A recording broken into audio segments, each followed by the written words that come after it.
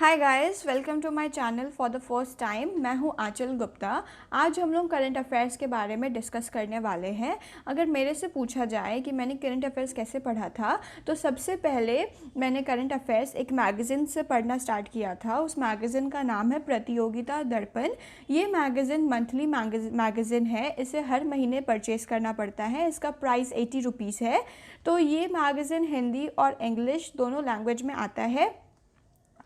इस मैगज़ीन में उस मंथ के सारे करंट अफेयर्स दिए रहते हैं कि प्रेसिडेंट या प्राइम मिनिस्टर ने किस कंट्री में विज़िट किया, कौन से स्पोर्ट्स पर्सन ने कौन सा अवार्ड अभी हाल फिलहाल में जीता है। और उस मैगज़ीन में साथ में बहुत सारे क्वेश्चंस भी रहते हैं, बहुत सारे फैक्ट्स भी रहते हैं हिस्ट्री, पॉलिटी या ज्योग्राफी के बारे में, और साथ में रीजनिंग के भी बहुत सारे क्वेश्चंस रहते हैं। तो वो मैगज़ीन काफ़ी अच्छा है। ये मैगज़ीन मंथली भी आता है, पर मान लो अगर किसी रीज़न से आपका ये मैगज़ीन उस मंथ का मिस हो गया है, तो ये लोग ईयरली भी पब्लिश करते हैं, जिसमें वॉल्यूम 1, वॉल्यूम 2 या वॉल्यूम 3 करके आता है। तो अगर मिस हो गया तो ईयरली भी ले सकते हैं। इस मैगज़ीन में ऑलमोस्ट सारे सब कुछ रहता है, जो जो उस मंथ में हुआ रखा है, सारे करंट अफेयर्स इस मैगज़ीन में रहता है।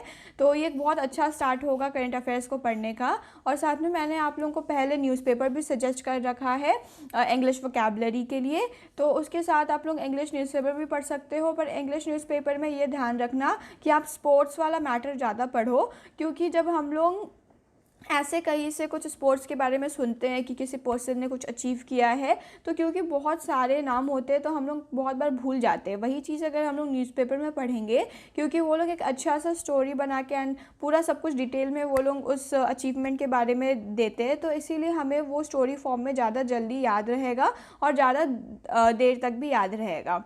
तो करंट अफेयर्स क्योंकि बहुत सारा होता है, तो ट्राई करना कि आप हर दिन करंट अफेयर्स को रिवाइज़ करो। और अगर आपको और डिटेल में जाना है करंट अफेयर्स में, डेली पढ़ना है, तो एक यूट्यूब चैनल है जो फ्री यूट्यूब चैनल है, अड्डा 247 करके। यहाँ पे आशीष सर का क्लास होता है रोज़ सुबह 8 बजे। तो अगर आपको और डिटेल में पढ़ना है, आप इनकी क्लास अटेंड कर सकते हो। ये बहुत अच्छा करंट अफेयर्स पढ़ाते हैं। साथ में जैसा कि हमें पता है कि कुछ कुछ एमएनएस में कुछ कुछ क्वेश्चंस बहुत कॉमन होते हैं, जैसे कि डेट्स हो गया, ईयर हो गया, रिवर, डैम, देन ऐसे कुछ कुछ क्वेश्चंस होते हैं जो बहुत ही कॉमन होते हैं और हर साल पूछा जाता है। तो इस टाइप के क्वेश्चंस आशीष सर रोज़ करवाते हैं, रोज़ अच्छे से रिवीजन भी करवाते हैं और फैक्ट्स भी बहुत अच्छे से बताते हैं। तो इनकी क्लास बेस्ट है। आप लोग इनकी क्लास आप लोग इनकी क्लास ज्वाइन कर सकते हो, और ज्वाइन कर सकते हो मतलब रोज़ सुबह 8 बजे इनकी क्लास आप देख सकते हो यूट्यूब पे, जो बिल्कुल फ्री है।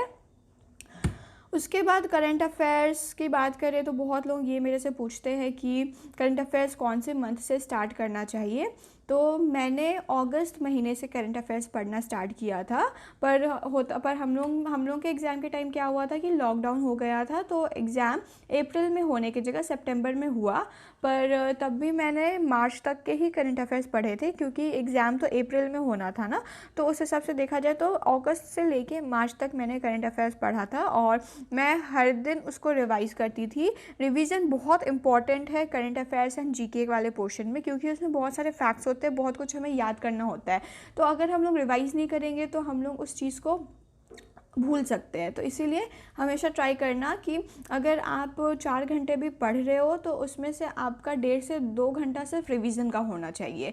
क्योंकि ऐसा नहीं करना ना कि आप आगे आगे का पढ़ते जाओ, पीछे का भूलते जाओ, तो फिर पढ़ाई का कोई फ़ायदा नहीं है। तो इसीलिए रिवीजन बहुत इंपॉर्टेंट है। हमेशा ट्राई करना हर दिन रिवाइज़ करने का।